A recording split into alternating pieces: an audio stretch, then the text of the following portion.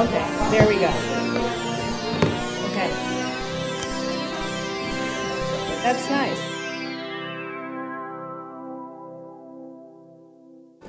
Okay. Good evening. I'd like to call this meeting to order. This is a regular board meeting. Today is Tuesday, January the 23rd, and we welcome everyone here. Mr. Jaramillo, can you do roll, please? Yes, ma'am. Ms. Dahlman. Here. Mr. Castro. Here.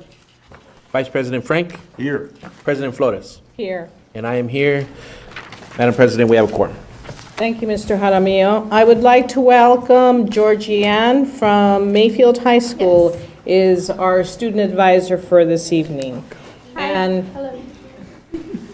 And we'd like to welcome her. Let's give her a round.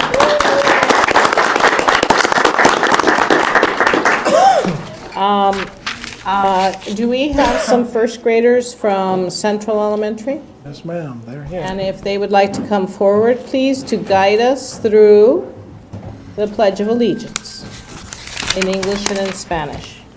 And we have it here.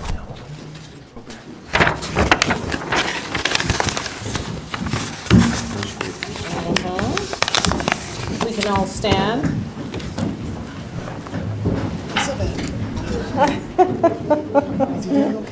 Yeah.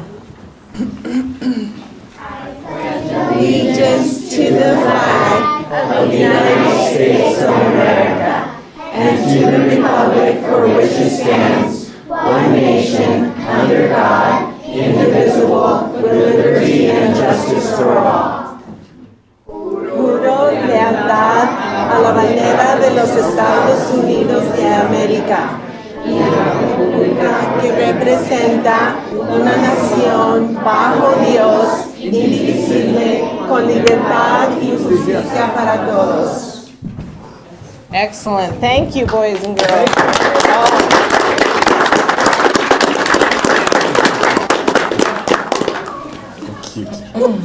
Nobody does it better, do they? Nope. Okay. And we now welcome the Oñate High School Choir.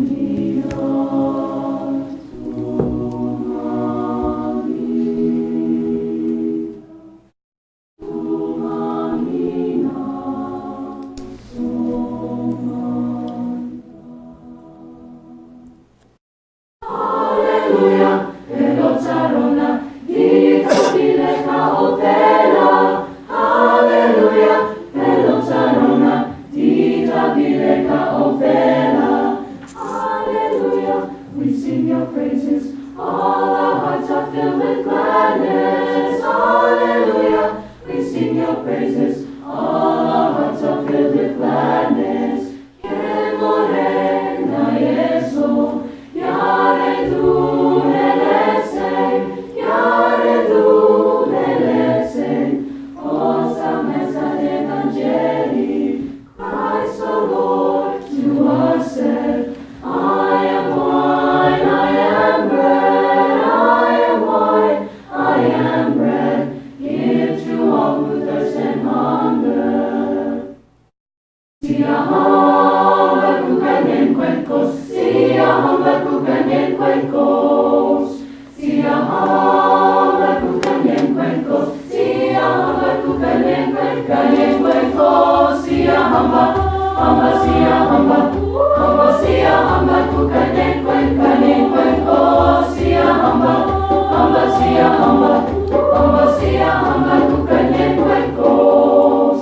We are marching in the light of God. We are marching in the light of God.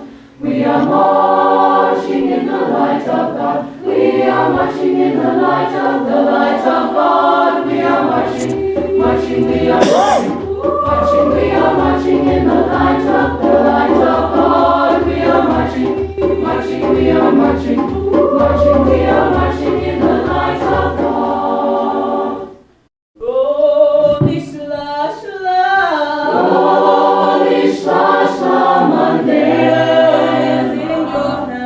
Freedom is in your hand.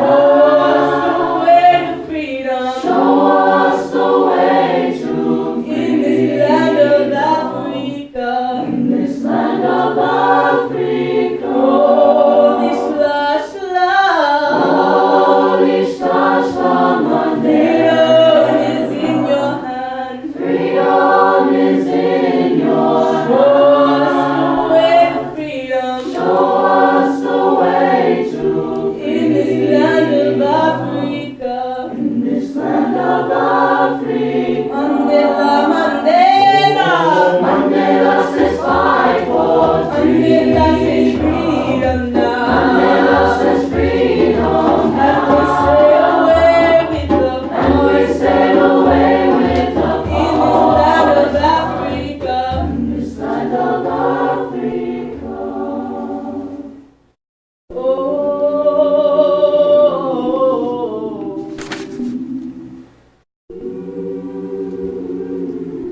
And we sail away with a hard heart.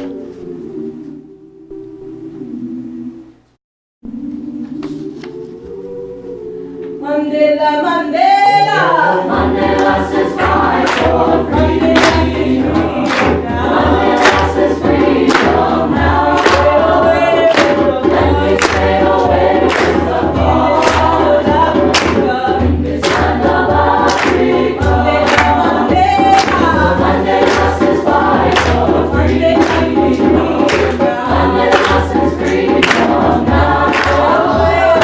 And we sail away with the power. In this land of Africa.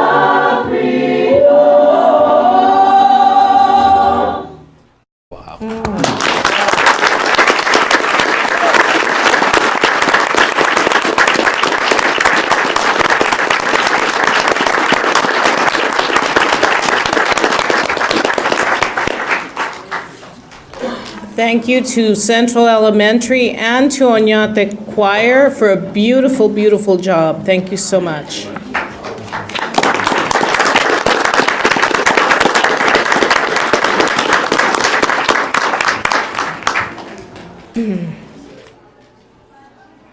As they are exiting, we will move on to the approval of the minutes. I will entertain a motion to approve the minutes for December 12th, 2017 closed executive session and the December 12th, 2017 regular board meeting. I so move. Second. Okay, Mr. Jaramillo and Mr. Castro, all in favor? Aye. Aye, so that passes. I will entertain a motion to approve the agenda. I so move. Mr. Castro Second that. and Mr. Frank, all in favor? Aye. Aye, so the agenda is approved. I move on to consent agenda items. I will entertain a motion to approve consent agenda items 5C1, grant application for direct student services, DSS Title I, Section 1003, 5A2, student out-of-state travel, 5D1, budget adjustment request, 5D2, approval of bid number 17-18-02, price agreement commodity food services, 5D3, approval of disposal of property, and 5D4, December vendor payments. Do I have a motion? So moved. Ms. Dahlman A second. and Mr. Madam Haramia? President. Yes. Could we put a hold on student out-of-state travel? Okay, I will then restate the whole motion, correct? And removing student out-of-state travel? Just amend it. Amend it? Okay, so then I will reread it. I will entertain a motion. I will take that first motion off the table and redo it. I will entertain a motion to approve consent agenda items 5C1 grant application for direct student services, DSS, Title I, Section 1003, 5, and no, not that one. I'll skip over that one. 5D1 budget adjustment request. 5D2 approval of bid number 17-1802, price agreement commodity food services, and 5D3 approval of disposal of property, and 5D4 December vendor payments. Do I have a motion? So moved. Okay. Mr. Frank and Mr. Castro, all in favor?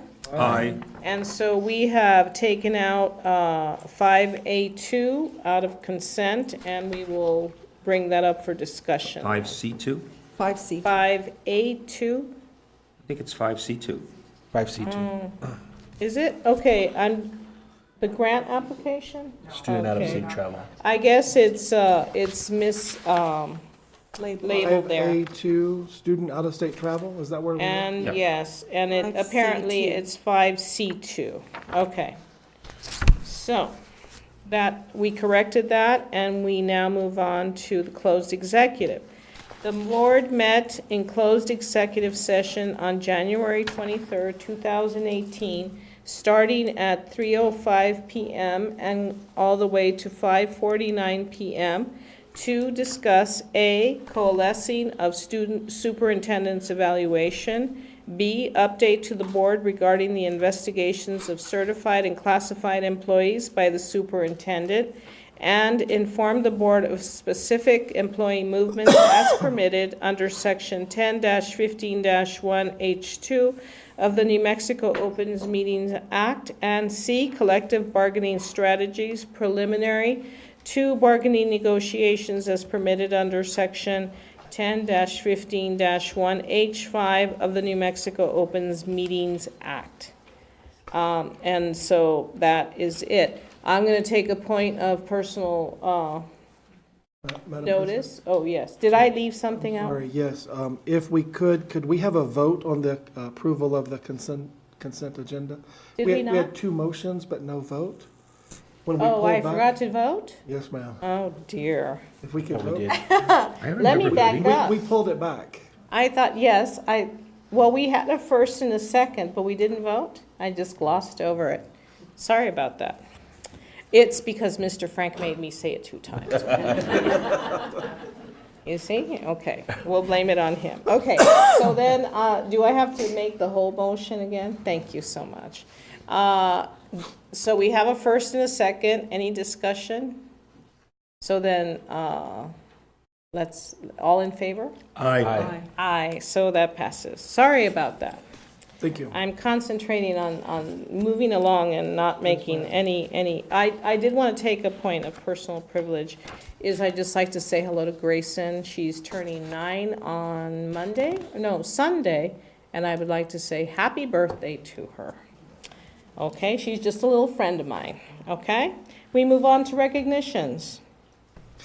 Yes, ma'am. Madam President, members of the board, we're going to do something a little differently with recognitions tonight. And that is, I'm going to look at our Chief of Staff, Ms. Taryn Landine, and she's going to actually guide us. She's going to be reading the information that I used to read, and then what will happen is we're all going to come down so that the recipients or those being recognized will have a chance to meet all the board members instead of just the president and myself. And so, Taryn, if you will begin and then tell us when we are to come down. I will. Good evening, Madam President, members of the board, Dr. Ewing, and members of our audience. We have a couple of recognitions this evening. To begin with, I'd like to recognize 3 student winners of the annual NAACP essay contest. 3 Centennial High School students, Andrew, Bianca, and Caden, were recently recognized at the annual NAACP MLK breakfast, where Dr. Ewing had the pleasure of giving the keynote address about diversity in schools. Even though Dr. Ewing was the keynote speaker, I've been told that it was actually the students who stole the show. So, unfortunately, 2 of the students, Andrew and Bianca, had classes this evening at DACC, so they're very busy and couldn't be here with us. But we do have Caden here with us. I would like to ask him to share some of his work with you this evening. After the reading, then we will ask you to come forward and congratulate him. So Caden, could you please come up to the podium and read your award-winning poem? And after you finish reading, please remain up front to take a photograph with the board.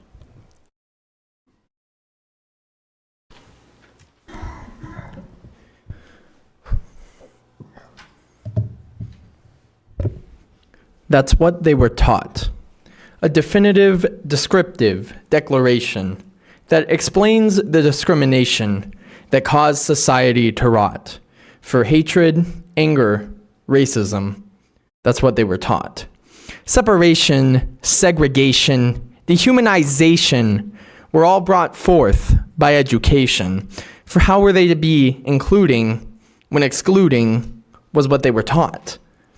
They were taught by their fathers, their founding fathers, who believed in the equality of all mankind, even as they whipped their slaves from behind, never taking a chance to look back at their hypocritical mind, for that's what they were taught. Their schools taught them as well, as white schools tended to do quite swell, while black schools were more of a living hell. Neither race wanted to rebel, for separation was what they were taught. Eventually, things became too bad. For blacks, there was no joy to be had, and it must be brought to the sad discrimination they were taught. Parks, the one to be tried, the king, the one who was to die. Both rebelled against the lie, the one which they were taught. This rebellion worked successfully. Today, blacks and whites no longer learn separately the things which they are taught.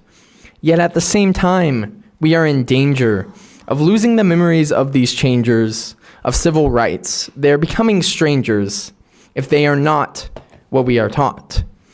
For if the stories of these heroes were to disappear, racism as well would begin to reappear. The only thing that can save us from this evil atmosphere is to fix what we are taught. Wow.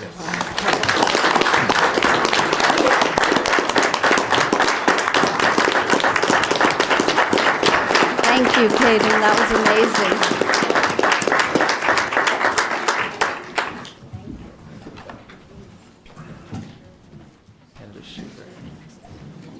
Glad I got to hear that again. It's so beautiful and powerful. Thank you. Come on over here.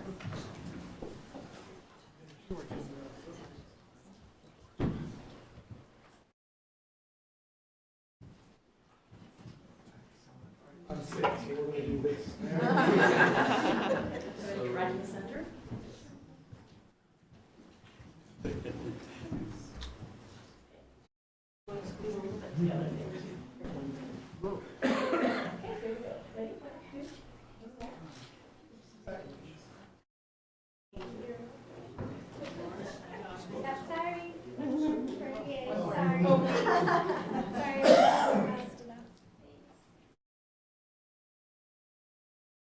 Okay, then Taryn, do you want us to remain here? Yes, please, if So, you all board will stay members, here. you'll Sorry, stay. we've got two more recognitions this evening. Thank you again, Caden. That was amazing. All right, next I would like to recognize Mireya Sanchez Mayes. Mireya is a sophomore at Mayfield High School. She recently won the 2018 National Center for Women and Information Technology Award for Aspirations in Computing. She was selected for the award based on her interest and achievements in computing, her proven leadership ability, academic performance, and plans for post-secondary education. Although this is a highly competitive awards program, this program received more than 3,600 applications. She was selected as only one of 41 recipients from throughout the country. As part of the recognition, Mireya will receive a cash prize and an all-expenses-paid trip to attend the National Awards Ceremony in Charlotte, North Carolina. Mireya, would you please come forward?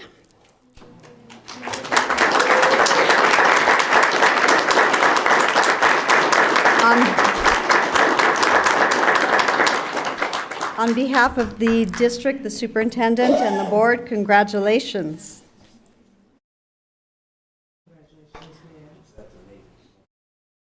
Congratulations. I'm gonna get in the middle of the board president, stay away from me.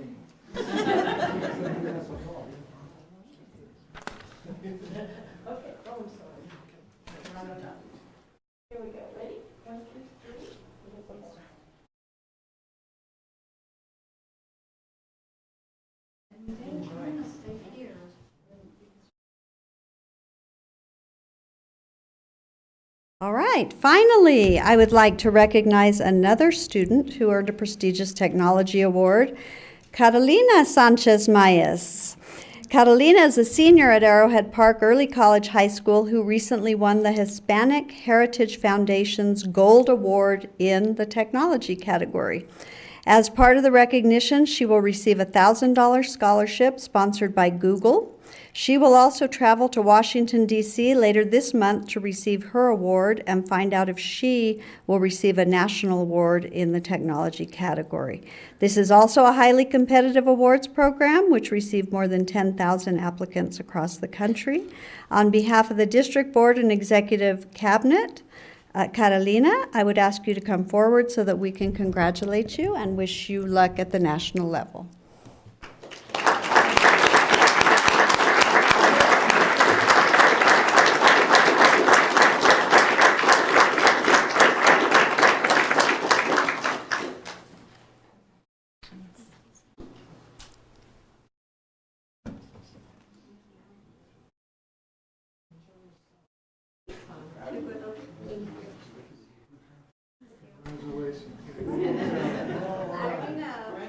Catalina, can I get you and Miss Flotus on the front step and then we can squeeze together a little? There we go.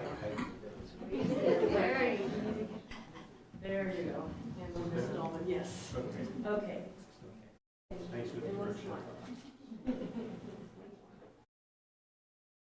Ms. Galvan, can we get one with both girls in there together for their parents and family there? Jim and little. You wanna come up, Mom and Dad? Not always an opportunity. With a senior, this is it. I'm sorry, backward, the other way, the other sister. Swapped places. Okay, there you go. Okay, Mom, Dad, yeah, good, all right, yeah. Congratulations.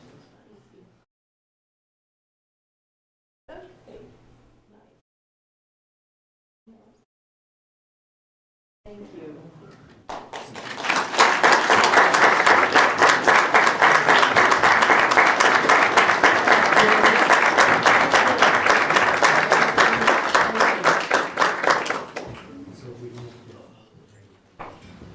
Oh, really? Catalina? Oh, congratulations. Catalina's dad just informed us that he has learned that she is the national winner for that award. Oh,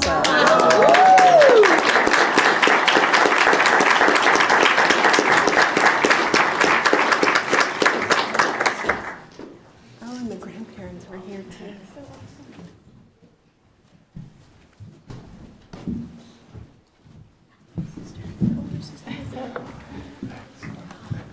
Congratulations to the grandparents as well, okay? The grandparents were here too. Yeah. Oh, we could have them up there. Yes, well, okay. All right, so then this takes us to public input, I think. Before we move to public input, I would like to remind our audience of the board's procedures for handling public comments are found in Board Policy BEDH. and on the sign-up card. Each speaker must complete a sign-up card prior to speaking. Public comment is limited to 3 minutes per individual speaker and 5 minutes for a group spokesperson.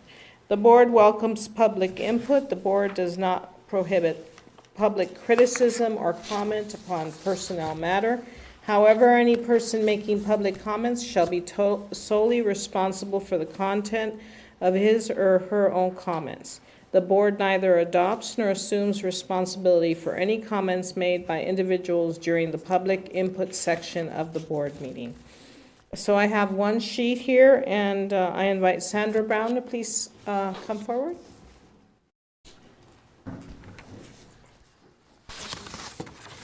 Can I give you all some handouts, please? Yes, and just go ahead and bring them up here, and we'll pass them out. Thank you. Can you give them to Yes, him? we'll just give it to us, and we'll I'll take all of pass- them. We'll just take all of And, them, and and I'll get distributed. so you can get started. Thank you.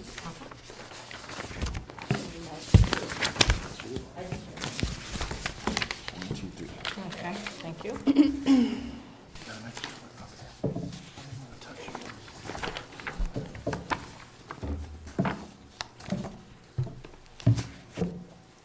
Time starts whenever I start Yes, talking? right now. Okay. Mhm. My name is Sandra Brown, and my daughter's name is Nia Brown.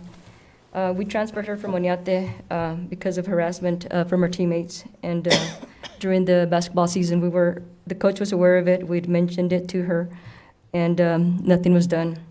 I had a 4-page notes of report to Mr. Luis Lucero of Oñate, and he was to follow up on that after we left the school.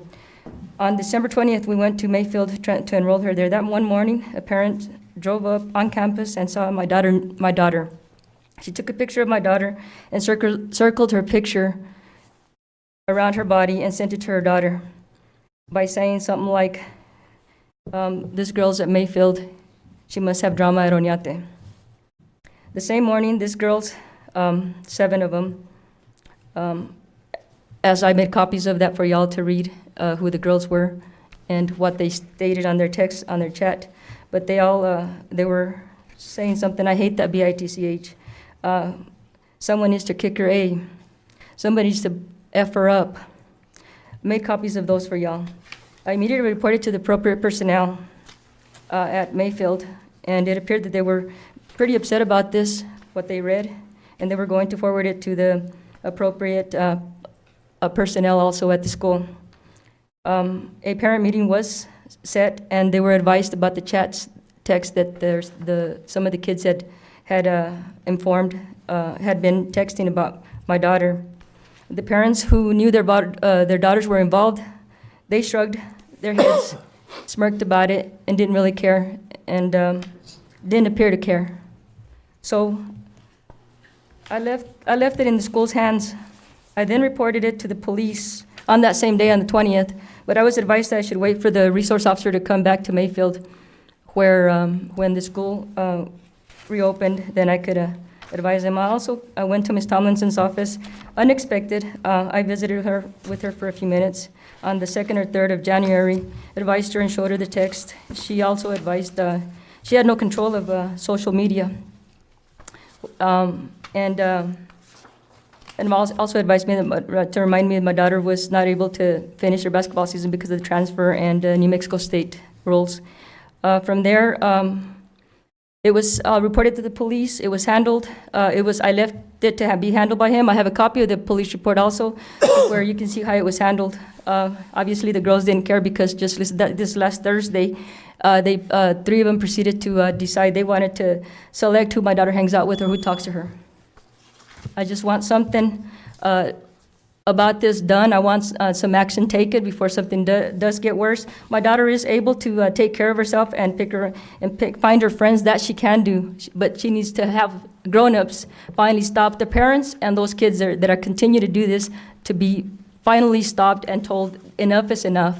Somebody needs to stop the harassment and the bullying. Time's up.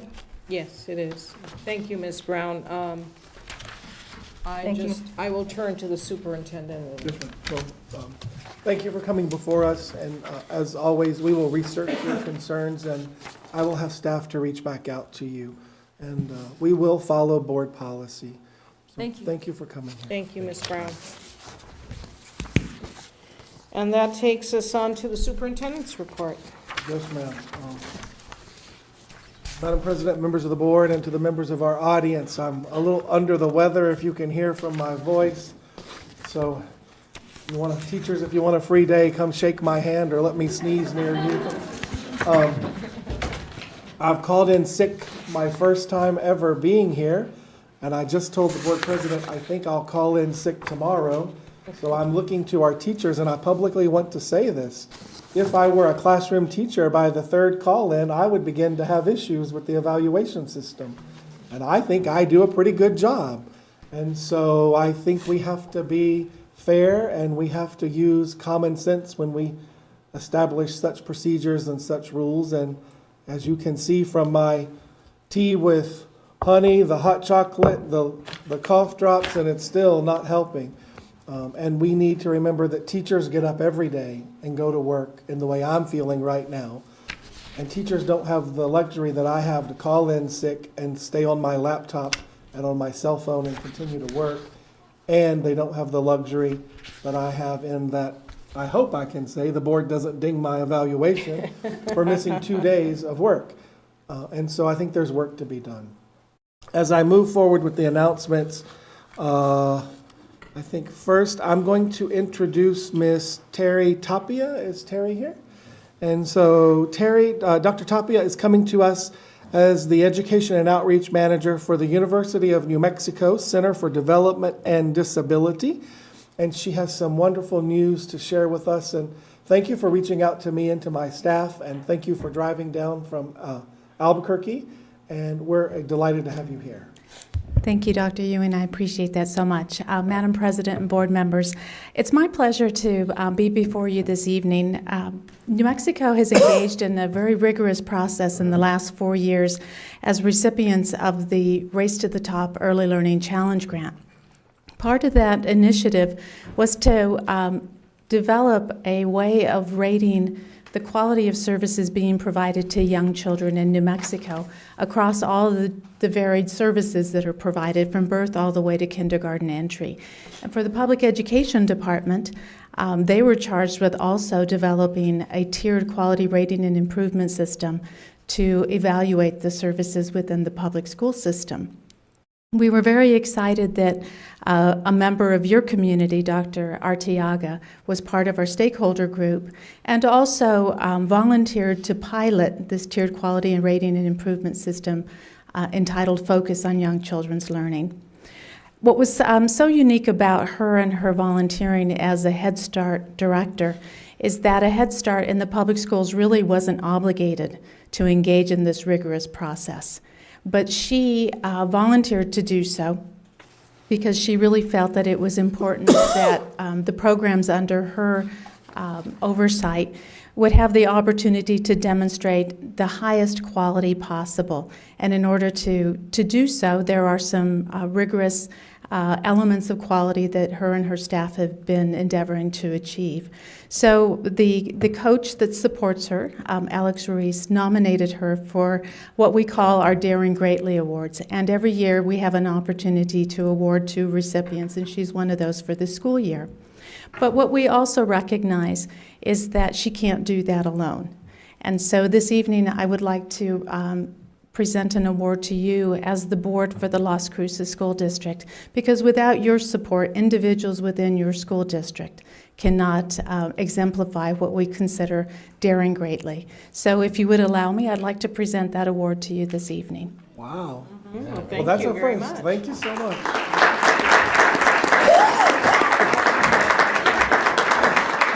We can come down?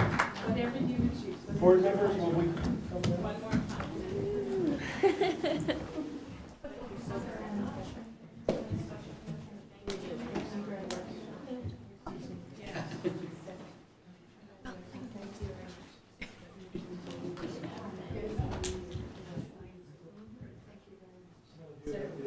It's a little off center, so it's my pleasure. Dr. Arciaga, would you join us, please? Are any of your staff here?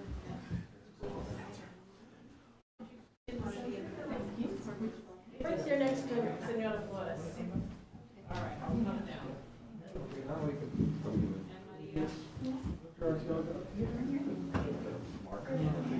So you gotta move closer. There you go. Okay, here we go.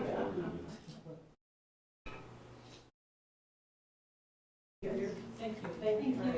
Good job.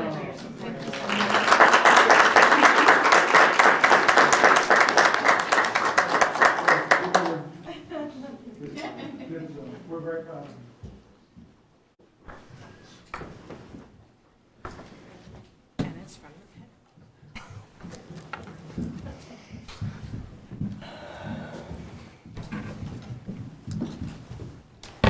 Thank you very much. That's exciting to Oh. get an award at the same time here. Yes, ma'am. And so can we show that that is an award from the PED, the Public Education Head Department? focus, yay. Madam President, or Dr., can I just take a point? I just want to say that I was a part of this Focus pilot program 4 years ago when it began, and when she talks about rigorous quality improvement, it truly is. It is an amazing system that New Mexico has come up with, and I just want, from experience, I just want to let you know how honored it is, or honored I am that you went through this. I also went, our school went through this, and well, we didn't have to. We were already a 5-star accredited center, but to be a 5-star focus and hold both is something that I'm proud of, and I know that your staff. And so I just want to say that I'm very proud that you guys are part of this, and so congratulations. Thank you. And, Madam President, members of the board, and to the members of our audience, many of you know, I think we've made this public announcement, that Dr. Artiaga will soon be transitioning from her role as the director of the program that she's overseeing now and has been for quite some number of years, 5. And as I look at Erlinda, I've been joking with Erlinda as she tells us each meeting, here's another sheet of paper you all need to remember when I'm not here next year. We've determined that it's going to take 3 people to fill her shoes. And so we've named the first of those 3 people. And Dr. Artiaga is the new executive director of all title programs.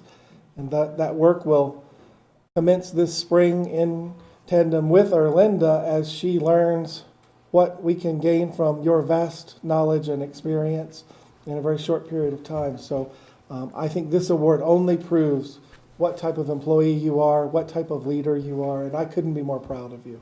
So thank you for tremendous work.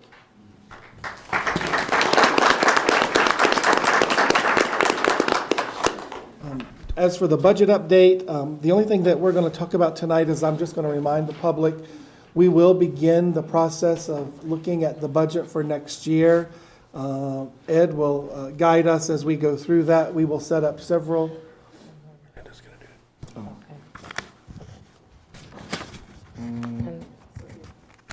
Sorry, I have to do a sharing books to read across America, and I'm going to, because of my cold, Erlinda has volunteered to read. So Erlinda, would you read for us, please?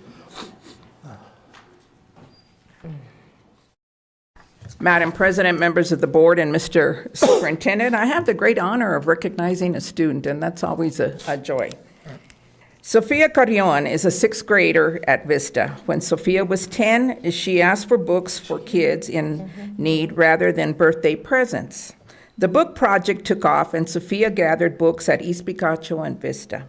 She has since donated to City of Hope, Jardín de los Niños, Children, Youth, and Families, Mershai Recreation Center, as well as the Las Cruces Public Schools Project Link Homeless Program. Sophia has collected more than 1,650 books to date. Outstanding. NEA New Mexico took notice and made Sophia honorary chair of Read Across New Mexico. Sophia will be part of the Read Across America Cat in the Hat event on February 10th with NEA Las Cruces. So if everyone would, join me in a round of applause and recognition for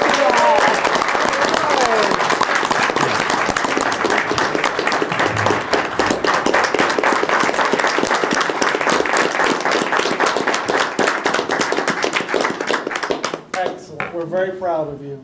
I would call you up, but I'm going to keep you well away from my germs. Can we go get it? Okay. Do you want to do it again? Yes, yes. Mr. Brewer? Yeah. Go get a picture. I don't know, do you, Mr. Brewer, do you want to say one? Yeah. anything? No? Do you want us to come? I think we should go We should forward. definitely come. yes.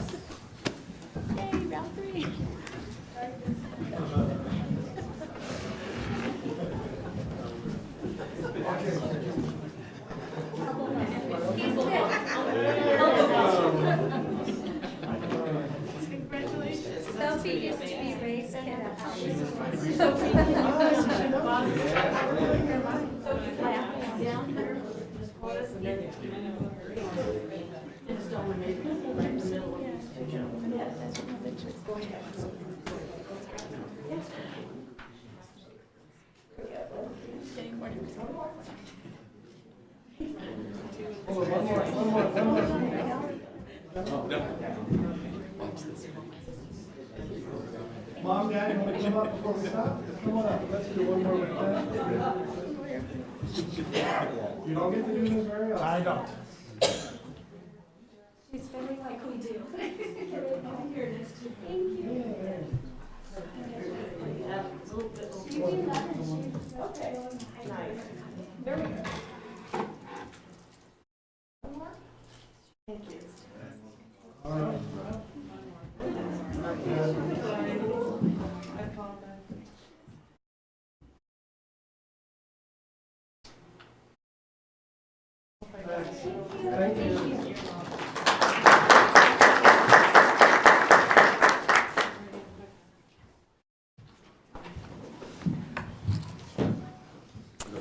Alrighty then.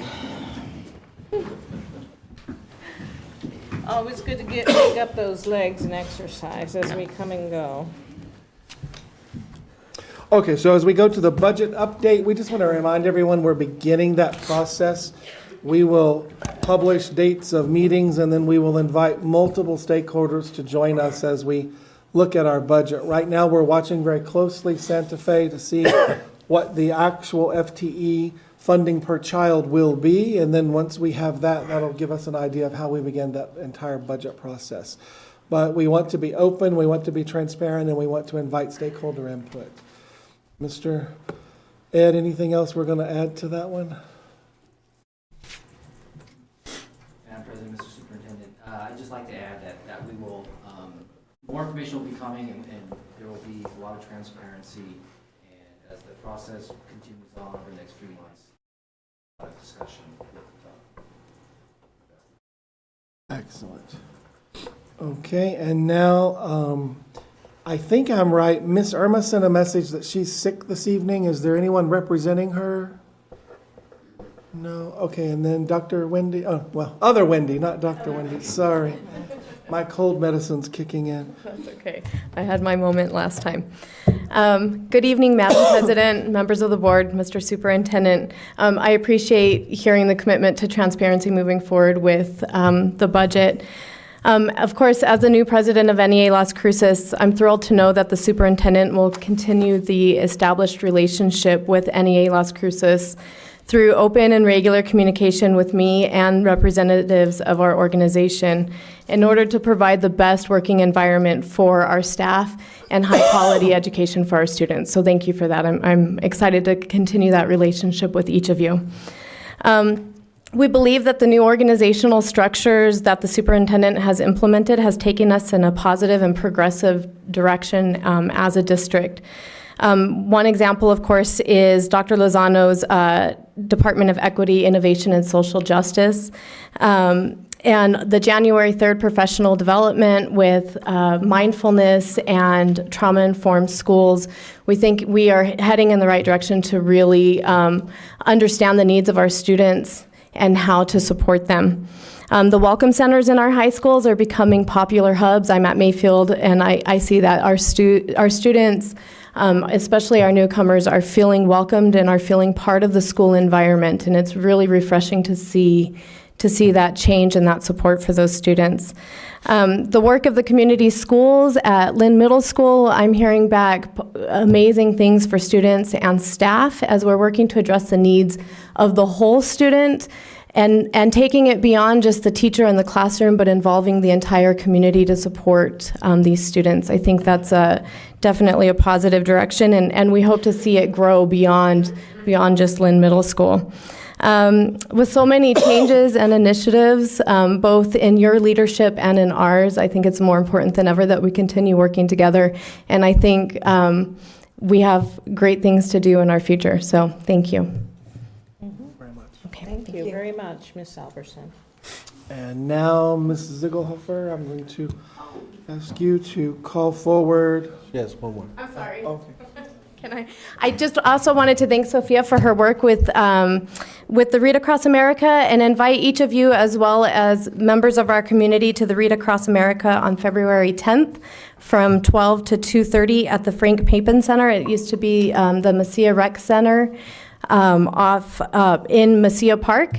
There's going to be free books and games, and the Cat in the Hat will be there. So sorry about that. Thank you. Oh, thank you. We'll be there. No. Okay. We'll be in Santa Fe? Yes. Oh, well, sorry. Yeah. The deputy superintendent will be there. There And you make go. him wear the hat. Ms. Ziegelhofer? Good evening, Madam President, members of the board, Mr. Superintendent. I am overjoyed to bring before you our Blue Ribbon Committee Chair, Mr. Ben Woods, to provide an update on our bond election campaign. Madam President, members of the board, and Superintendent Ewing, first, as is due because of your service, thank you for the time and energies that you commit on behalf of our community. What I'm here to tell you is that it looks like everything's going great. There's positive feedback. The paper supports it. People in the community support it. It scares me to death. And I'll tell you why. I think we have a logical and smart and well thought out bond. I think we have something that when you think about it, when you fully explore it, it makes sense. I think the vast majority of the community stands behind what this district stands for and what it does and what it means, not only for our students, but for our community and for the future of our community. What I'm concerned about is, are we passionate about it? Do we care so deeply that we will make the effort to go vote? Or will we say, you know, everybody supports that. It's a great, nobody's against it. Somebody else will vote yes. Somebody else will take care of the vote. Somebody else will go and take the time, either away from work or away from the thousands of other things that we each have to do each and every day, to go and simply cast and say, yes, I support this. And it concerns me. It concerns me. I think that what has happened to date has been done well. We have a wonderful committee. I'm honored to represent the women and the men who give so much of their time to this. It's truly an honor. But I think we all need to ensure that we do not take for granted that we have a bond issue that will pass. That between the now and February 6th, that we all commit, those that are listening at home, those that are here in the audience, that we'll make that effort to just say, it's great to support it, but that's not enough. You have to go cast a vote. And if we do that, I'm absolutely confident that we'll be here to celebrate, and we'll have 4 years of good capital projects to put forth. Thank you again. Thank you. Mr. Woods.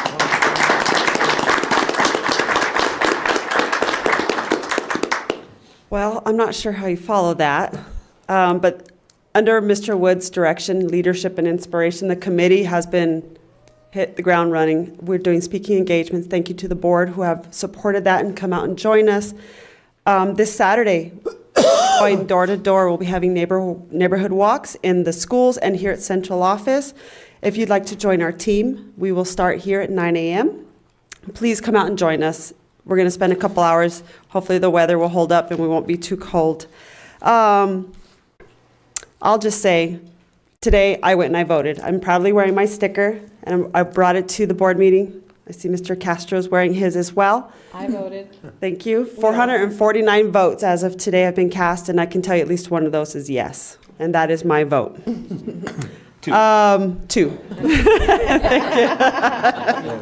There's 7. So I'm sure majority of us in this room can raise our hands and attest to the yes vote, but I just wanted to remind everybody, early voting is still ongoing until February 2nd. At the county complex, please feel free to visit there. Or on February 6th, Election Day, we have our 13 sites. Board members, you have your pamphlets in front of you. All of our staff and our students this week have received the same flyers that you have that can go home and inform their parents of the bond issue, what's at stake, and how they can go out and express their vote. With that, I'll stand for questions. And board members, do we have any questions or comments? It has been fun going out to the schools and talking to parents and teachers and sometimes students as well, so. Yes, our student council has really gotten involved with us, and it's been nice to have their voice in our presentations. Okay, well, thank you very much. And I'm going to give credit. Dr. Serrano is texting me here.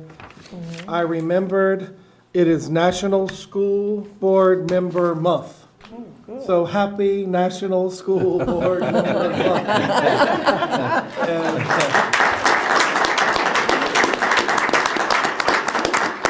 The staff will have cookies and punch for you at the next meeting. Oh, there you go. Thank you.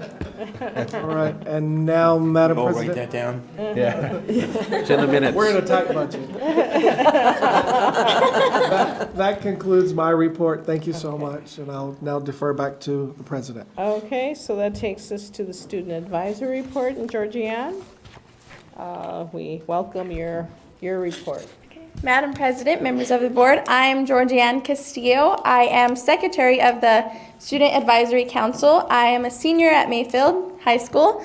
So I would like to start with the review agenda. Today at our meeting, we had the League of Women's Voters, and she presented a voter outreach survey. So it was Erica Graff Webster and Erica Sarova. Both of those women came and they went over a survey with us and just discussed the Women's Voters Survey. And then we had Mrs. Jo Galvan. She presented, she just talked about the bond presentation with us. And we discussed the structure committees, well, next meeting. And then over at Centennial, we had 2 students who were nominated to service academies, one to West Point and one to the Naval Academy. So kudos to those students. Wow. And also at Oñate, they will be competing in Regional Science Olympiad this weekend. So good luck to all the students at Oñate. Our Cruces boys and girls basketball teams are both #1 in the state. So that is huge. Yeah. And over at Mayfield, our National Honor Society will participate in the Desert Hills Science Night. And point of personal privilege, I attend Mayfield, so I just wanted to throw in there that I joined the Navy. So, yes. Oh, wow.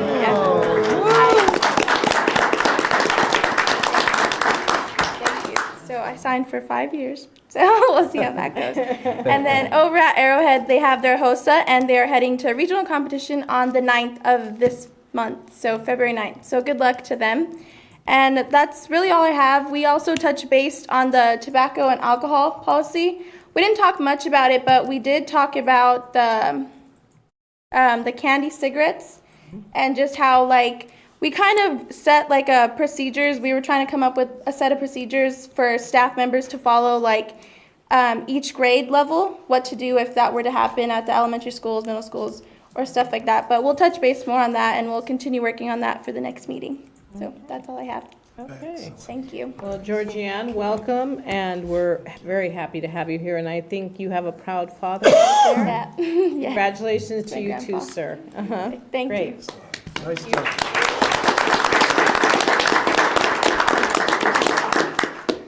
Okay, so this takes us on to Human Resources and Dr. Serrano.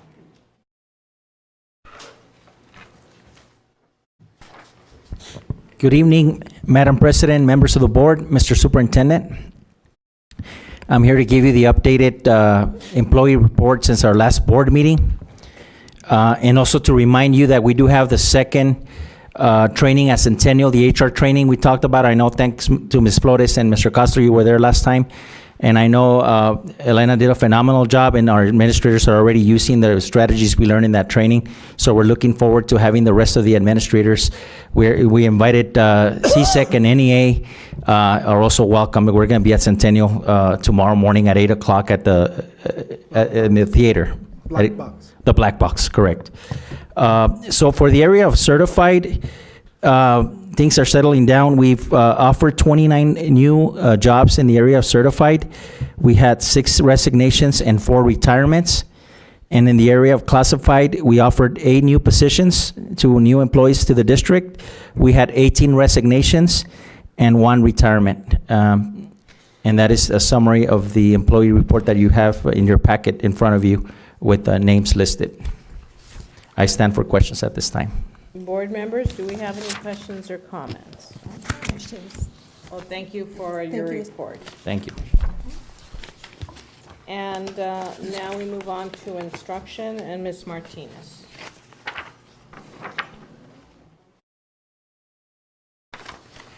Madam President, members of the board, and Mr. Superintendent, I believe there was a question on the out-of-state travel that Yes. I hope I can Yes. answer. Yeah, so could we pull that up on the monitors? I was looking at this amazing trip. I think it was the Centennial Band going to Disneyland and other great places. And if we could pull that up, then you'll see what my concern was. It just has to do with dates, which there were contradictory dates in that. And I think we need to straighten them out before we approve it. Sure. Okay. So if we could just find this is not it. Centennial? No. Maybe I think it was Las Cruces High. It was There's from the Mrs. Centennial. Green. Wait, here it is. Well, what got my attention was the beach day, Oh. and trying thinking to myself if I could somehow tag along. But go back to the beginning of that. Me too. Okay, so it says March 16 to It's 21, but then if you look at the first date, it's April 16th. So there's something. Yeah. When exactly is? So the date should be March 16th, so there was just, I believe, an error on the itinerary. That will get corrected for parents. Sure. Yeah. That's So it would not a start with problem. March 16. And Bill, go to the next page, so we see the same thing. March Yeah. 19th. And then it ends on March 19th, which that's Right, correct. yeah. But But just have the to- dates are in March, so we'll make sure that the instructor does correct that on the itinerary. Okay, so assuming that that's corrected, I think we should then maybe go ahead Okay. and vote on it. Okay, I thank you. have a question, Go ahead, now that we have this. Madam Yes. President, Dr. Ewing. Ms. Martinez, I have looked at these trips before in other months that have been submitted, and I've wondered about the food intake that the kids are eating. I know a lot of times they stop at fast food places. I remember one in particular that was one morning they were going to McDonald's and then for lunch Burger King, and then the following day they were going to Burger King in the morning and McDonald's for lunch. And I'm just wondering if we can look at that a little closer and see if they can have better choices. Okay. I'll be more than happy to relay that information, So we'll work with the building principals as sponsors make these requests that, some of those Healthier concerns choices. are Okay. addressed. I'll be more than happy to do that. Okay, thank you. Okay, so then we will go ahead and entertain a motion to accept the student out-of-state travel. So that. Okay, Mr. Frank and I'll Mr. second. Jaramillo, and all in favor of going ahead with the travel? Aye. So that passes, okay. And I think that the best thing is to have variety in the food, if you ask me, just going back to that, okay? Madam President, maybe the opinion of the kids. I know. Yeah, no, but I agree, and I'll share that with them. Okay, I thank you. appreciate that. Thank you. Okay. So then we move on. Our next item is we are seeking approval for the 2017-18 Head Start Self-Assessment and Program Improvement Plan. The self-assessment serves as an instrument to ensure accountability and evaluation of our district Head Start program. So to give you an overview of the plan, I want to introduce Dr. Maria Arteaga, our newly appointed Executive Director of Federal Programs, which I'm happy to be able to pass the baton. So with that, I'll turn it over to Dr. Arteaga. Thank you. Okay, Madam President, members of the board, and Mr. Superintendent, what I wanted to provide is a quick summary. I know you have a packet in front of you of the overview of the self-assessment, which leads to the program improvement plan. This is an annual assessment that we do with our staff. We also have policy council members join us, and we have community members join us as well. So what we're doing is looking at all the component areas to see if we're in compliance according to the performance standards. And we did meet all compliance areas. We did formed an informal questionnaire, which we pinpointed critical questions from each content area. That was education, disabilities, the health, and the other ones that programmed, so that in order for us to provide quality comprehensive services to our children and families. And we also provided you with several questions that all our committee, all our staff answered. So could you continue? And also provide you with a date. So I'm not going to really go into the questions because you had the opportunity, hopefully, to review them. So what I want to jump to is focus in on the strengths, the program strengths. And on these strengths, I just wanted to highlight a couple of them for you. For example, all the teachers that are hired for our program are highly qualified. All of them are degreed individuals. We also highlight our parent engagement, where we have different events. We have 5 parent committee meetings. The first one is a transition meeting at the beginning of the year. We also transition all the children at the end of the year, whether our 3-year-olds to the 4-year-old program or a 4 to the kindergarten program. And we have the men and women's group meetings. We also have meetings for grandparents. The classroom assessment scoring system is a tool that Head Start uses. And in our program, we identify this tool so that we can support our teachers so they could provide quality services as far as classroom management and the instruction, and also for emotional support. We do provide some of our facilitators to be coaches for our staff, so they're there to support and guide them. Our curriculum, technology, we have lots of technology in Head Start.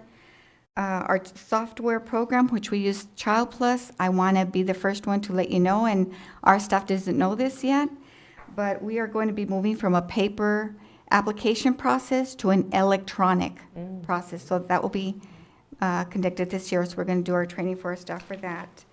And of course, the communication between staff, emails, various professional development meetings, it was highly recognized. And finally, what I want to highlight is all the support that we receive from both the Policy Council and from all of you as far as the oversight of our program.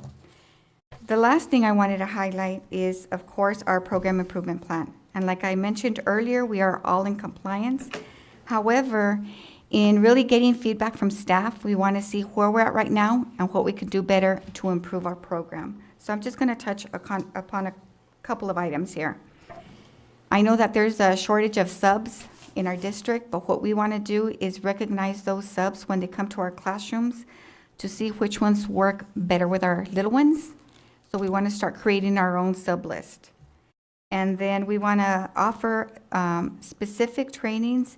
Usually what we did is we bring all programs together, all the staff together in half a day and provide them the PD. But what we're going to do is we're going to break them up into chunks of 2 hours and bring smaller groups so that we can go more in depth. It has been difficult this year, more so with our Head Start program, as we're seeing more and more children come with challenging behaviors. So we want to be there to support the children, but also to provide our staff. So we're going to be providing more support for them or professional development. And the last thing that I want to touch upon is like our home visits form. We identify some of the things that they have to review because our program requires 2 home visits during the year. And we also do that transition that I said at the beginning of the year. But staff gave us feedback that we're spending too much time on the transition with parents. So we want to move some of those requirements to our home visit time. At this time, I want to stand for any questions, particular questions you may have on our report. Board members, do we have any questions or comments for Dr. Arteaga? I do. Okay. Dr. Arteaga, I just wanted to ask if your program is full every year to capacity. It is. What we see throughout the year is that children leave for different reasons, and we provide you that on the news flash on a monthly basis. We have had up to now around 765 children who have, well, the families basically, who have applied for our program. As far as Head Start slots, we're only funded for 413. So there's no way that we can offer services to everyone who applies for a Head Start. There's some there as well who are way over income. In our program, very quickly, we can take up to 10%, but we keep full. And we do have 30 days. However, if a child leaves, we have 30 days to pick up another student and then place him in program. But so you do have a waiting list? We have a waiting list. Okay. Thank you. You're welcome. Well, thank you for your presentation, and then if nobody has any questions, then I will entertain a motion to approve the Head Start Self-Assessment and Program Improvement Plan for 2017-18. So moved. I second that. Ms. Dahlman and Mr. Jaramillo, all in favor? Aye. Aye, so that passes. Thank you, Dr. Arteaga. Thank you. That moves us to Finance, and Mr. Ellis. I'm speeding along so that Dr. Ewing can go home and rest. Thank you. I'm So we ready. can get him well, so he can be back Yes, to work. Yes, exactly. I'm ready. Good evening, Madam President, members of the board, Mr. Superintendent. I have the financial report to start off with, and it's the financial report for the first 6 months ended December 31st, 2017. And I just wanted to point out a few items on the financial report that may not be apparent from the first reading of it. So total expenditures in the operational fund equaled about 39.8% of our total budget for the year. And that's in line with what we had expended last year, which was about 39.98%. Now, we are in total dollars a little higher this year because our budget overall is a little higher this year. But as a percentage of the budget, we are expending about the same amount so far in the first 6 months. And of that, in the 1,000 functions, which are the instruction related functions, we have expended, of that amount that we've expended, which I think that totals about 75 million, 75.7 million so far. 59% of that went to instruction, which is in line with what we did last year. And the trend on this is really just to say that for the first 6 months, we're expending about the same as we did last year as a percentage of the budget. But I also want to point out, last year we had implemented a spending freeze and hiring freeze, so we expect that there's going to be some differences between this current year and last year over the next few months. And related to what we had spoken about with Dr. Ewing earlier is that will be coming forward through analysis as we're working through the budget. We'll be identifying different areas, and we'll be bringing that forward through various venues, bringing it to the board, the regular sessions, the work sessions, and through the Finance Committee as well. And so I just kind of wanted to highlight that. So with that, I stand for any questions on the financial report. Board members, do we have any questions? No. I haven't seen it lately. Do we have any sense of what the cash balance is? Well, the cash balance, we have just finished the audit, and we're just about ready to release that. I think the state auditor just released it.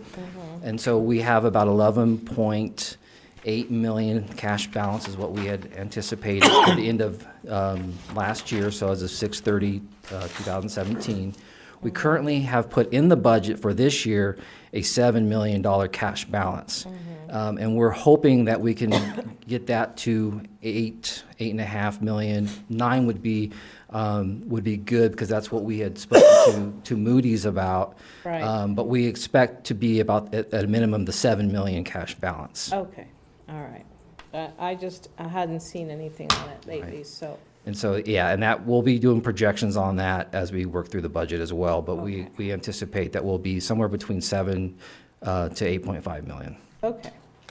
Any other questions? So then that takes us to the committee. To the Finance Committee report, the minutes, I mean. Yes. And so I just wanted to say that the Finance Committee continues to be a productive venue for us to have meaningful and open dialogue about the district's finances. And I know that a lot of you have probably already read the minutes, and so I will stand for any questions related to the minutes. Board members, do we have any questions or comments? Okay. Well, thank you very much, Thank you. Mr. Ellison. Okay, that takes us on to new business for board items. We have a new resolution. And who's presenting on that? This is a resolution in support of limiting private for-profit charter schools in New Mexico. Okay, so, can we pull it up? Yes, and so, Okay. can I either call on either Dr. Wendy or Joe? Are y'all ready to read tonight? Can you read for us? Dr. Wendy saying? This resolution came forward as recommended. When we go to the New Mexico School Board Association meetings, we look and we hear and see what they are recommending that the district do, and this is one of the ones that we decided was very important for us, because we don't approve of private for-profit charter schools. And, Madam President, if I may, I Yes. know Dr. Sanchez, our Superintendent Emeritus, is watching us, so Dr. Sanchez, please put your eye. I know you can see this small print better than I can on anything you see. All right. Dr. Wendy? Madam President, members of the board, Mr. Superintendent, I'm going to read a resolution in support of limiting private for-profit charter schools in New Mexico. Whereas there was a proliferation of charter schools in the United States in the mid-1990s, and by 2016-17, there were 6,900 public charter schools in 42 states and the District of Columbia, with 3.1 million students, a six-fold increase over a 15-year period. And whereas by 2016-17, there were 99 charter schools in New Mexico with 25,400 students. And whereas because charter schools in New Mexico are public schools funded with state dollars, the charter expansion impact was particularly severe in our state where schools were already economically distressed, facing fewer resources for students, larger class sizes, and reductions in programs such as fine arts and physical education that are part of a well-rounded curriculum. And whereas the charter expansion enticed private companies and for-profit charter management organizations, with most of the largest chains targeting low-income students under the theory that they could trim the fat out of public education and thereby turn a profit while improving services for kids. And whereas many New Mexicans firmly believe that public schools should serve students and not shareholders, which led to the New Mexico legislature to enact a law prohibiting for-profit business entities to apply for or receive a charter as outlined in State Statute 22-8B-6. And whereas, according to the National Education Association, New Mexico, Indiana, Massachusetts, Pennsylvania, and Tennessee expressly prohibit all for-profit entities from applying to open a charter, and New Mexico, Mississippi, Washington, Tennessee, and Rhode Island ban charters from using for-profit managers. And whereas despite similar initiatives in many states, the National Alliance of Public Charter Schools reports that 16% of charter schools are still operated by for-profit companies. Now, therefore, be it resolved that the Las Cruces Board of Education requests that local boards of education reaffirm through local resolutions that the state remains steadfast in prohibiting for-profit management of charter schools. And be it further resolved that all charter schools and virtual schools should continue to be authorized either by the state of New Mexico or by the local Board of Education, and shall be held to the same standards as other public schools, and adhere to New Mexico state education regulations, i.e. employ highly qualified certified New Mexico education graduates, practice fair and equitable disciplinary policies and admissions rules, selection mechanisms, comply with New Mexico state financial oversight and current teacher evaluation systems, and serve all within our student community.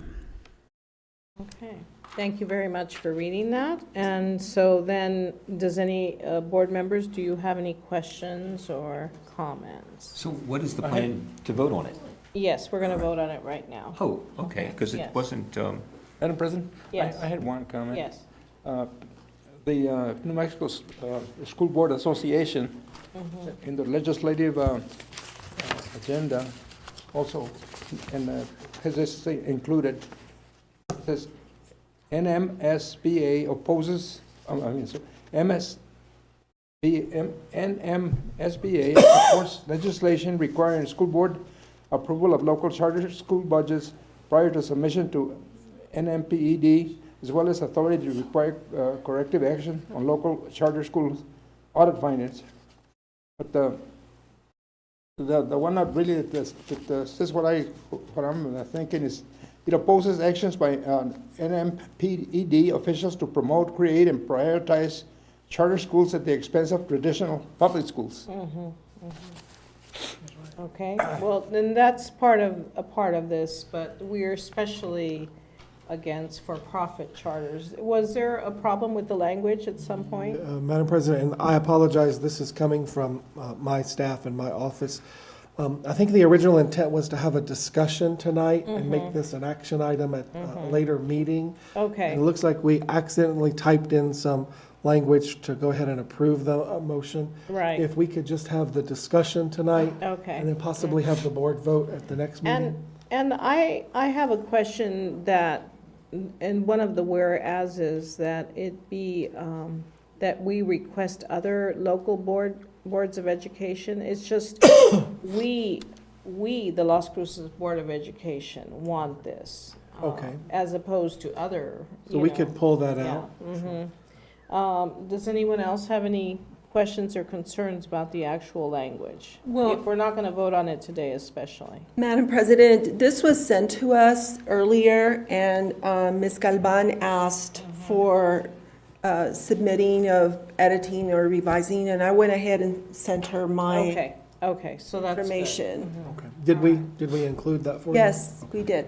Okay, so that was already taken care of. Okay. Yes. All right, so we'll bring it up again, I guess, in March, and then, Or we could bring it up in February at the February meeting if you yeah, so desire. that's fine, that's fine. Okay. If we could just clarify that one issue. And then, Madam President, do you prefer this be brought up at the work session or the night? The monthly? work session is fine. Okay, and you will be absent? and I you're will fine. be absent, but I support it. Okay, Okay? yes. So, we won't make a motion to approve today? Sure. Can we discuss it? Yes. A little bit? Yes, I mean, please. I mean, don't we want to influence other boards of education to take a similar stand? Well, I don't have a problem with encouraging other boards to do this, but this is what we resolve here for Las Cruces and for our district. Can we pull that up so we can read it again? Yes, it's Which one is it? the bottom one. I think, where is it? Request that local boards of education reaffirm through local resolutions that the state remain steadfast. So Las Cruces Board of Education is will remain steadfast in prohibiting for-profit management of charter schools in Las Cruces. And we request that others do the same. So that's the change that I'd like to see. Does that make sense? I think so. Okay. Yeah, I have one more question. Okay. On the bottom part where it says, be it further resolved, that all charter schools and virtual schools should continue to be authorized either by the state of New Mexico or by the local Board of Education. Are they talking about us? So, so it can be approved by the PED, and it doesn't necessarily need to be approved by us? That's correct. That is That's the one current Or they can standing. go before us. So should it say and instead of or? No? No, it has to be either one. It's not, So okay. they go either before, and much of our conversation, I'm gonna look to Erlinda. I truly say to folks, to get through Erlinda's department, it takes 2 years. And so there's a lot of review, and there's a lot of information. I'm looking, it's Glenda back there. So special student services alone, we're gonna spend several months reviewing what the application process would look like. And then I'm looking, Dr. Hahn is back there, and you're gonna spend another several months on English language learners and what the school would offer, so.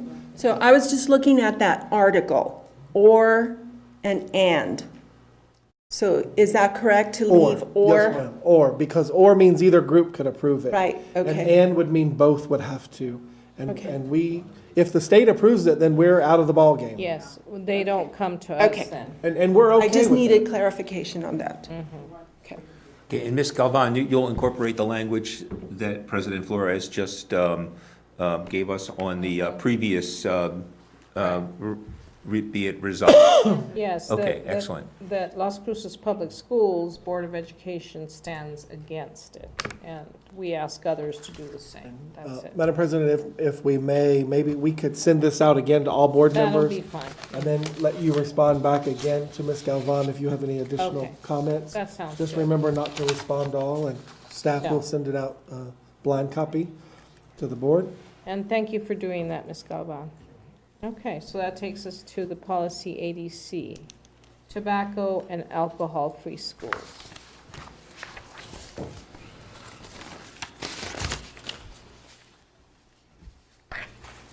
Thank you, Madam President, members of the board, Superintendent Ewing.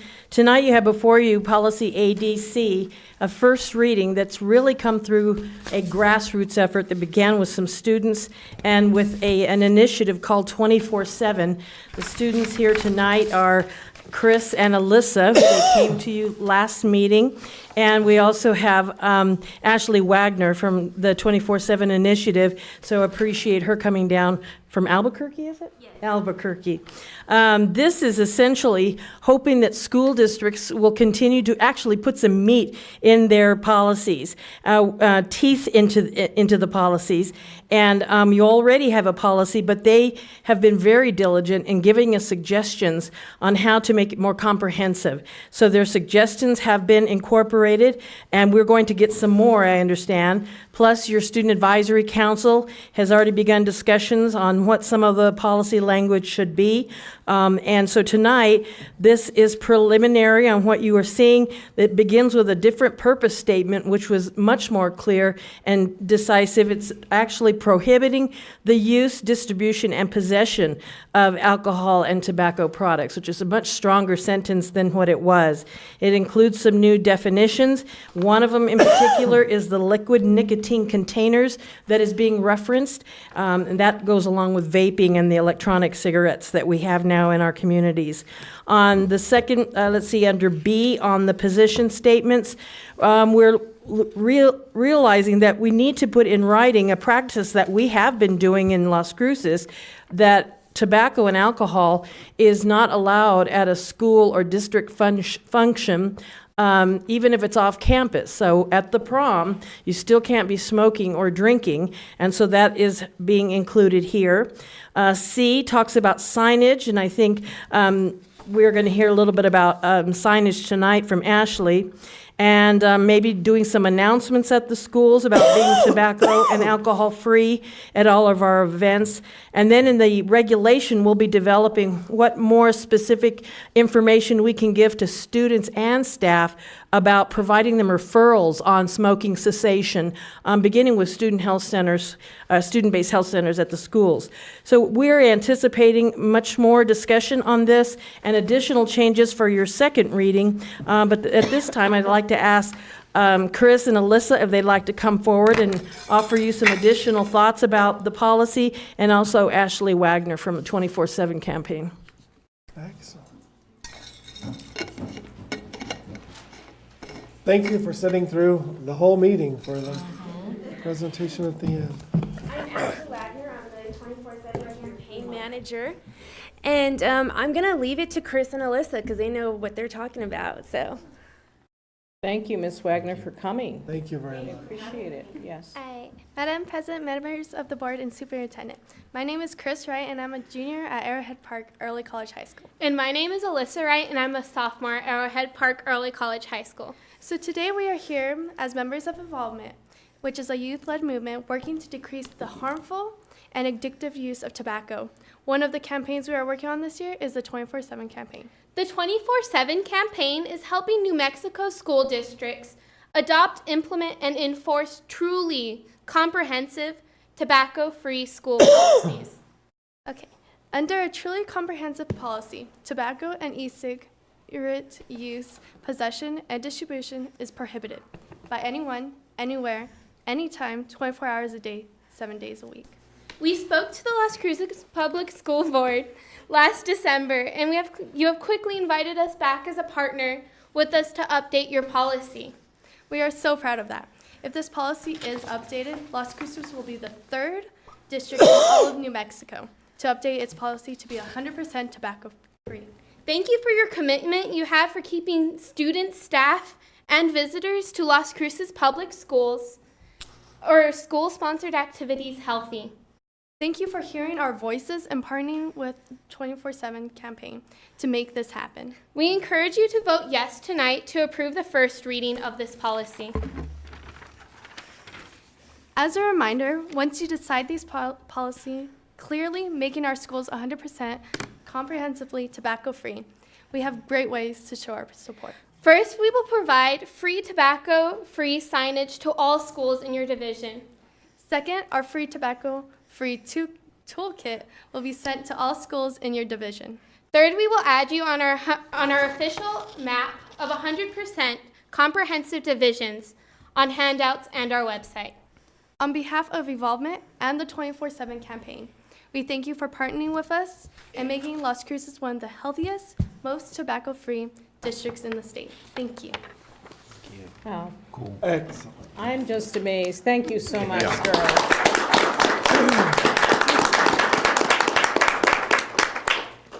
And we will let this go through the process. It usually takes 2 to 3 readings so that people can comment on it and we can improve it as we let the month go by. So I think that, should we do 2 or 3 readings on this, Dr. Ewing? What do you I'm think? fine with 2 if the board would so. And I think so. Madam President, I'm reading, Dr. Sanchez, our Superintendent Emeritus, is weighing in, and he said Santa Fe Public Schools is acting on a policy this evening Excellent. that fortifies their district position on the alcohol tobacco issue. It might be a good idea to have staff review that policy for ideas. So I'm looking at Ms. Galvan and Ms. Landine. And then to our students, Dr. Sanchez, I'm going to let you speak to these students when you come down here about how you're abiding by this policy.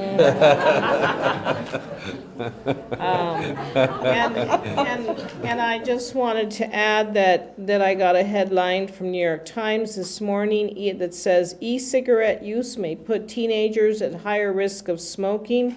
A major report just found. It also concluded vaping is safer than cigarettes, but that's not exactly what we want to hear right now. So congratulations on your efforts. And Ms. Galvan? I just wanted to mention, Georgianne was here, and she mentioned the discussion earlier tonight. They were having some discussion about look-alike under your definitions about the candy cigarettes and whether that was really necessary. And then they realized this is a policy that deals from kindergarten all the way up. Right, So they'll be sending their suggestions as well, and then we'll bring you the final version at your next meeting. Great. That's, board members, do we have anything, Mr. Would a Costa? paragraph including education or included in the curriculum in the regular classes, teaching the kids about the dangers and use of Well, these, they're going to provide a toolkit for the schools, so I think that would be included as a curriculum that teachers can use. Yeah, in the toolkit we have a bunch of different. Yes. So what we mean by having it in the curriculum is if it's specifically stated as a requirement that the teachers have to teach about tobacco products. But then in the toolkit, we give a bunch of different things that you can use to get the message out, like, announcements that you can just read verbatim, newsletters, stuff like that. So we do a lot of the work for you all. We make it as easy as possible. Right, right. Okay, And thank are you. you advising and I'm looking to the curriculum folks, are you advising we add that language to the policy and actually incorporate it into our curriculum, however curriculum division feels it can be? Yes, Okay. yes. So Erlinda, can you start thinking? Add some language, yes. So we'll probably add that through the regulation that the staff writes after the board passes the policy. And Mr. Castro, we would put in regulation some way of identifying that schools are following the policy. Okay. Okay, cool. Any other comments, questions, or comments? Okay. I did want to mention, Yes. Senora Flores, that we are doing exactly what Dr. Ewing said. We're cross-referencing it with our health and wellness policies in the district, Good. and whether it's already being provided in our health instruction. So we'll make those cross-references in this policy so that you can go to somewhere else to also read about that. Okay, sounds Madam good. Yes. President, would it be beneficial to hear from principals of high schools and middle schools as to the extent of the problem of smoking in the schools? Obviously, we don't want it to occur, but that doesn't mean that it doesn't. It's true. Mr. Brewer, can we entertain conversation, council? Mr. Brewer, can you come? We have a middle school principal here, an outstanding middle school principal here that we're very proud of every day. And an Eagles fan. Oh, you just scored even more points tonight. Your buzzer's up already, sir. Sorry. Sorry, it's red. Okay. Thank you for coming. Thank you, ladies, this evening. Yes, what Mr. question? Brewer, could you just address to the board, do you have an issue with substance abuse in your school? No. What I have seen is a few instances of the vape. Students will bring the e-cigarettes. This year, we have not confiscated any tobacco products. Okay, wow, that's nice. And so can you help me email out tonight or tomorrow the other middle school principals and just see if anyone's confiscated anything and what they're saying to us? Okay, yes, I And then can. just forward I it to me. Especially chewing tobacco, it seems to me that's the thing that people can use more kind of like, without getting notice. Yes. We'll look, yeah. Mhm. All right. So Thank you. That's actually good news from. It is. Okay, any other questions? Do you have any, Georgianne? I was just saying, like she said, chewing tobacco. Personally, I have seen that a problem at Mayfield. I see children during passing periods at lunch, and it's really not noticeable. Teachers are busy throughout their day monitoring the hallways, grading papers, dealing with other things, but from student to student, you do see it. And I think that if we go through with what those girls were saying and just giving those kids out to the school and stuff, it just makes the kids more aware that teachers are watching, and there is a procedure that will be done if they find you chewing tobacco or smoking or anything like that on school grounds and at school events like prom and homecoming and things like that. So I think it's a good idea. Excellent. Thank you, we appreciate that input because, we're not there, so how do we know? Well, and she just told us, even the I know. teachers who are there. I know. We don't That's see right. it. So So, Thanks for that input. Any other questions or comments? Well, we appreciate your being here, Ms. Wagner. Thank you so much. Thank you so much. Appreciate it. Thank you very much. Work on it.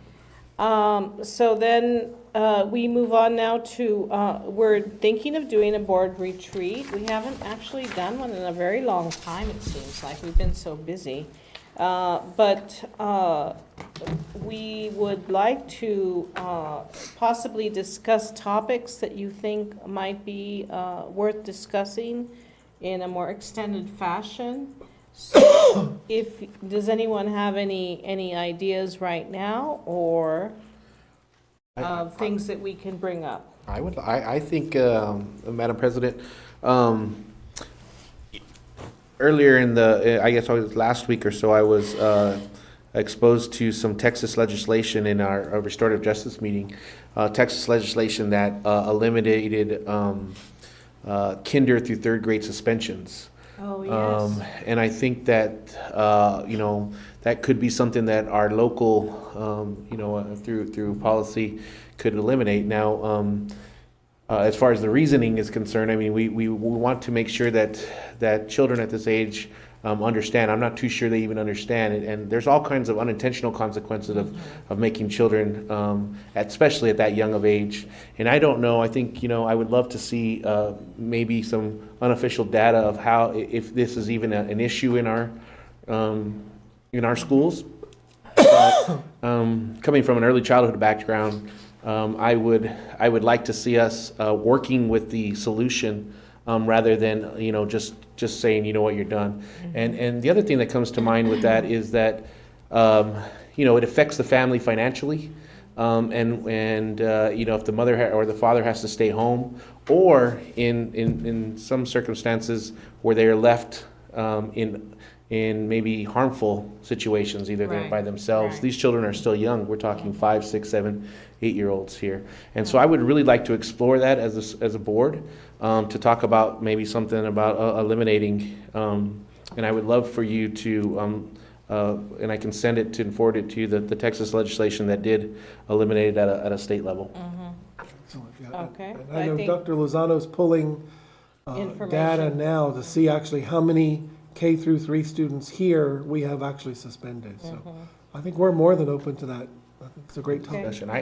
I mean, one of the things that hit me was that working as a school, as a director of a pre-K, is that I hear families of children at 3 and 4 years old being kicked out of preschools. And I just think it's a shame that we are not dealing with the root issues of some of these things, and it seems like sometimes it's a little easier, and I think it would fall right along with the restorative practices that our district is doing. And I'm going to talk a little bit about that a little bit later, but I would love for that to be a topic where we could all discuss it and get input from the community with real data. Are there any other ideas for topics of discussion? I would have to think about it. Okay, so then, Mr. Castro? I think sooner or later we're going to have to go into a retreat for strategic planning. I think we have the resources that are free and very professional, and I think we should be engaging in something like that. Okay. Actually, if we could, if the board could give senior staff guidance, that would help us begin. So my first year is here, and I don't remember if it were Erlinda or Miguel who said the honeymoon's over. So for us to begin the process of what our strategic plan as an administration would look like, because it certainly should be in alignment with the board. And that would be a very healthy conversation for us, and we could bring in multiple ideas such as the International Welcome Centers, the Restorative Justice Program we have going on, the revitalization of Crossroads with Mr. Armijo back there. We could certainly engage in conversation. Okay, that sounds good. And I think that if we come up with any more ideas for this board retreat, who would we send them to? Taryn, are you okay? So Okay. send them to Taryn.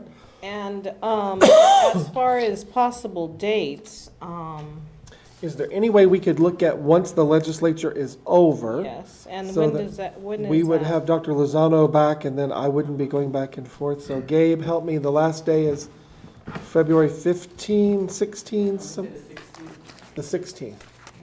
Okay. So after that date. Okay, so that would be the week of the 19th, which is that's probably a holiday. Yes, ma'am. And so that would be the 21st. What does the calendar look like for the 23rd? We would have had our night meeting on the 20th. Would the board be interested in coming back again? Fridays are easier for staff, so that we can spend the day with you, and it gives us time to prepare.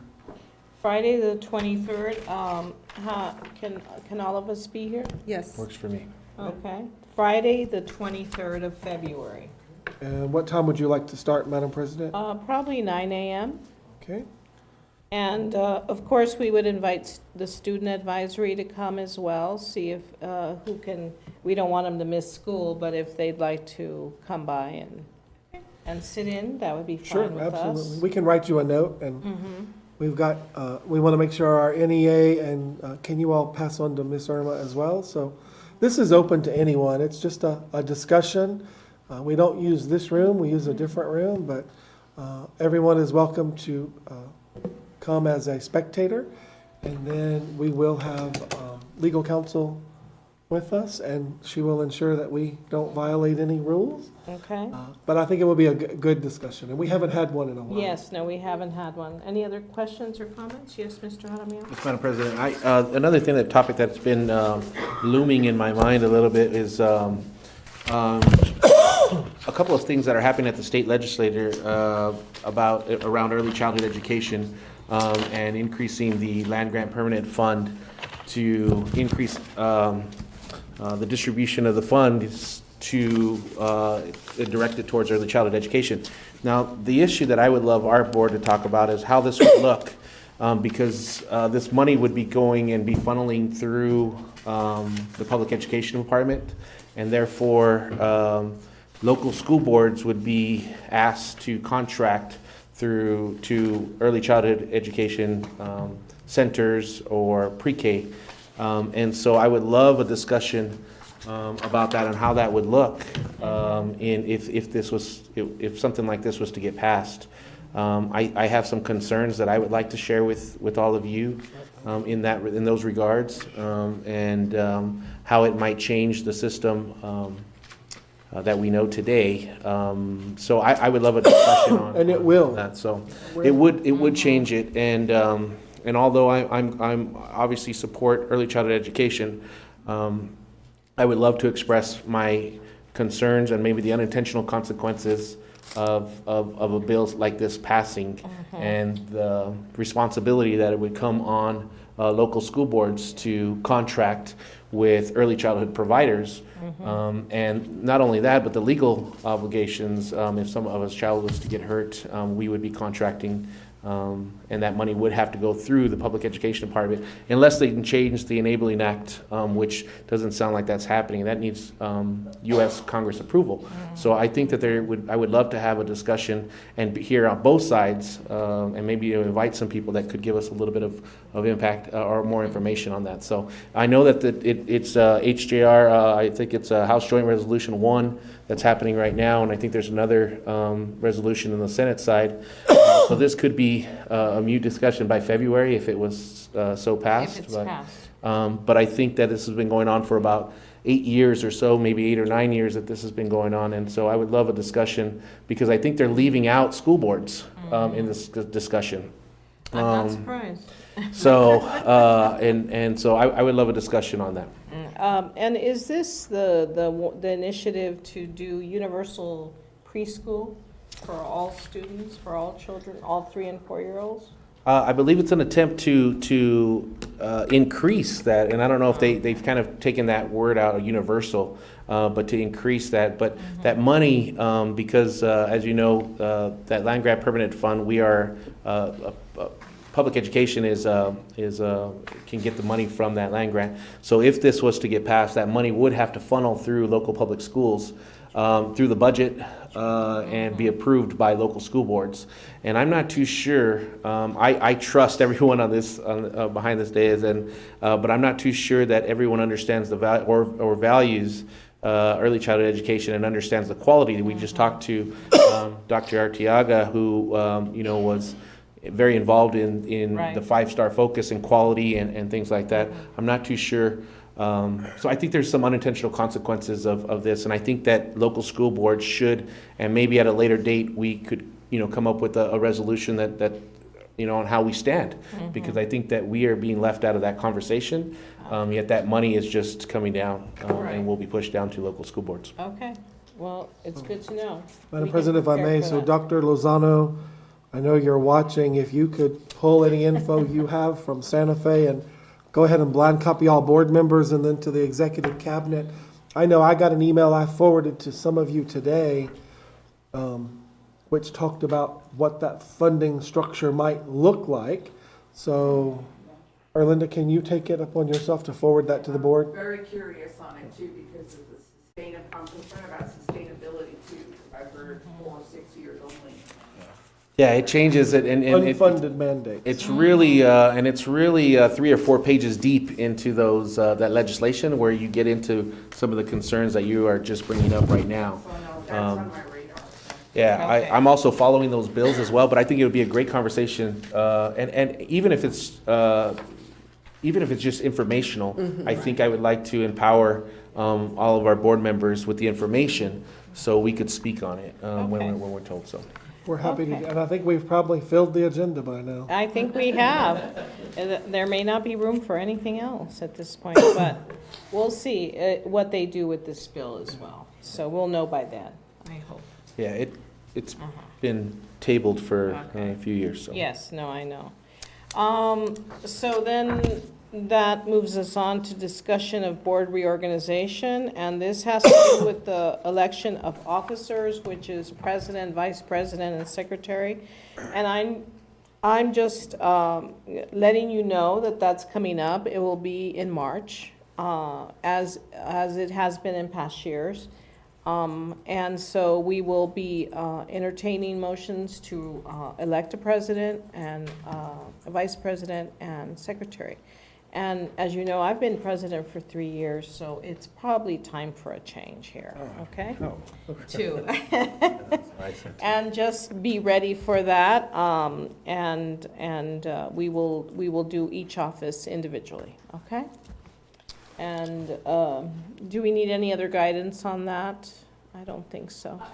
Or are you going to do it at the regular meeting? At our regular meeting, because I will not, the next one is a work session, I will not be here. Unfortunately, we have to put it off. And I Okay. think we looked up You board. get elected president Oh, again. well, Yeah, that's how that thanks works, so yeah. much. All in favor, say aye. No, I think it's the work session, yeah. I think we'd like to change it, Ms. Dahlman. That's That's a right. great idea. I think we're gonna discuss it Oh, when you're never not here. mind. We'll just phone you in. Elected in Yes. abstention. All right, so that takes us now to board member reports, and Mr. Costa, do you have anything to report? Nothing except I enjoyed going to Phoenix on the ball game. Oh, nice. Yes, oh, yes, you went to the NMSU game, right? NSU game, yeah. Yeah. And thank you to our benefactor. Yes, we want to thank for taking care of Where's Bridget? the teachers and staff that were able to go. That was a great thing. People were very happy. So, Mr. Jaramillo? I'll be brief. I just have a couple of things. I attended the restorative justice meeting, the restorative practice meeting earlier in the month, I believe. And I just want to say, I'm just so excited. This to me is just good practice and is really good for children. And so I'm just so excited that that this initiative is happening in our schools. I think that there was a trip that many of them went on, and the information that I got back from that in just that short amount, one meeting was well worth any of the money that they spent going over there. The other thing I want to say is that I was able to listen to many teachers talk about real life examples of how this restorative practice is happening in the schools, and I'm just so excited. I wish that it could be on TV and other people could hear it, because this is amazing, and so I just want to commend everyone that's a part of that. I also attended the district advisory meeting that happened at Vista Middle School, and our staff did the staff did a wonderful job presenting and answering questions. But I was really excited about the parents that showed up. They had some really, really good and tough questions, and so I really want to thank the parents that took the time to be there at Vista at the DAC meeting, because that was just amazing. The last thing I want to say is I want to thank Dr. Serrano for inviting me to go visit Camino Real Middle School. And I was able to talk to Mr. Ramos, I believe his name, the principal there. What an amazing man, and what an amazing principal he is. I was absolutely floored with the school and his philosophy and what he's doing for the children and the staff. And so I can't give enough praise, and I want to thank Mr. Serrano Dr. Serrano for taking me and inviting me to that. And then I wanted to talk a little bit about the Texas legislation, but I've already done that, so that's it. Thank you. Okay, thank you, Mr. Jaramillo. Mr. Frank? So I attended the same meetings as Mr. Jaramillo, and I concur with his observations with regard to restorative justice and the meeting at Vista Middle School about the bond. I just want to make one comment. At the last meeting, I think we had agreed that I would go to the National School Board Association meeting in San Antonio, and I began the registration process for that. And the registration fee for that conference was $910. As soon as I saw that, I just, that's insanity. I don't believe any conference could possibly be worth that much. And so, I stopped the process, and, I'm sure we can spend that money locally a lot more effectively than me attending that conference. And let me check, Erlinda, are we allowed to use the title? No, we have to use local. I tried. I still don't, I don't really, can't justify spending $910. And then it had a list of sessions to attend, and they all came at a price. What kind of conference charges you to register and then charges you for the sessions? So makes me wonder about this organization named the National School Boards Association. And Ms. Dahlman? Yes, I have a report. So last regular school meeting, school board meeting, at the end of the meeting, Tim, the security guard at Crossroads, came up to me and told me that I did not mention their school, that I had toured the school and I did not mention it. So I want to apologize for inadvertently omitting my visit to Crossroads facility on November 17th from my December report. It was a great tour, and I interacted with the students and understand the mission and the vision Crossroads offers our student community. More importantly, I commend Mr. Armijo and staff for working with our most vulnerable students.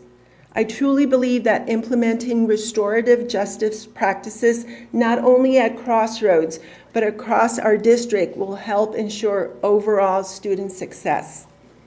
On December 18th, I, along with Senora Flores, Dr. Ewing, and Mr. Ed Frank, attended the first annual Las Posadas sponsored by the Bilingual Migrant Student Department.